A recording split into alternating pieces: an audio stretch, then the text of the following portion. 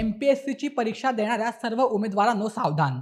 जर तुम्ही आगामी परीक्षांची तयारी करत असाल, तर हा व्हिडिओ तुमच्यासाठी अत्यंत महत्त्वाचा आहे. कारण एका छोट्याशा चुकीमुळे तुमच्या वर्षभराच्या कष्ट आणि स्वप्न ऐनवेळी पाण्यात जाऊ शकतं. महाराष्ट्र लोकसेवा आयोगाने MPSC परीक्षा केंद्रावरील नियमावली कमालीची कडक केली आहे. नवीन नियमांनुसार आता सर्व उमेदवारांना परीक्षा सुरू होण्यास तब्बल 1.5 तास म्हणजेच 1 तास 30 मिनिटे आधी परीक्षा केंद्रावर पोहोचणे अनिवार्य करण्यात आले आहे.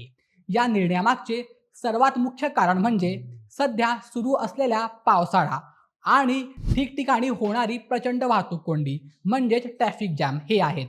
प्रवासातील कोणत्याही विलंबाची सबब आता आयोग ऐकून घेणार नाही. त्यामुळे उमेदवारांनी वेळेत अचूक नियोजन करणे गरजेचे आहे. सर्वात महत्त्वाची गोष्ट म्हणजे परीक्षा सुरू होण्याच्या ठीक 45 मिनिटे आधी परीक्षा केंद्राचे मुख्य दरवाजे पूर्णपणे बंद केले जातील.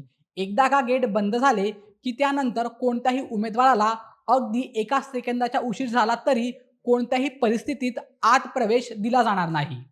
परीक्षा केंद्रावर होणारी हॉल तिकीट आणि मूळ ओळखपत्रांची कसून केली जाणारी तपासणी वेळेत पूर्ण व्हावी आणि गैरप्रकार टाळता यावेत. म्हणूनच हा 1.5 तास आधी पोहोचण्याचा नियम लागू करण्यात आला आहे.